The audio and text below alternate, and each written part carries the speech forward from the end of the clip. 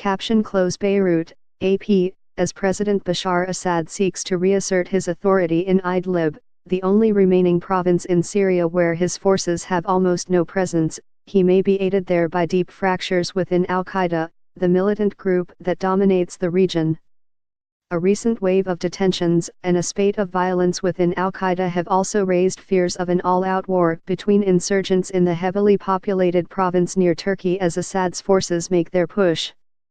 Assad lost control of Idlib nearly 3 years ago and he has vowed to recapture it, but that is expected to be a bloody and costly fight.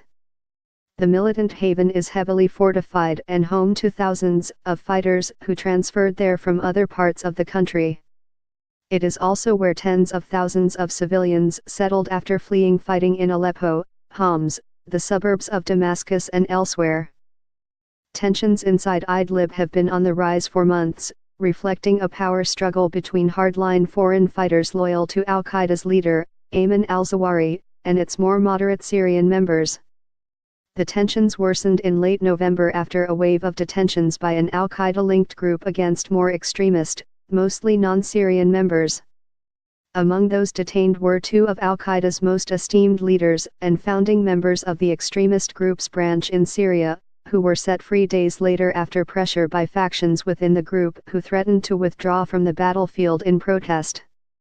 The November 27 raids by the Al-Qaeda-linked Hayat Tahrir al-Sham Arabic for Levant Liberation Committee, also known as Heights, took many by surprise and angered al-Zawahiri, who accused his top man in Syria of betrayal. The detentions, ordered by Heights leader Abu Muhammad al-Golani, were the clearest indication yet of the sharp divisions within the international terror network. They also come as al-Golani appears to be edging closer to Turkey, which is trying, along with Iran and Russia, to bring an end to the country's civil war, now in its 7th year.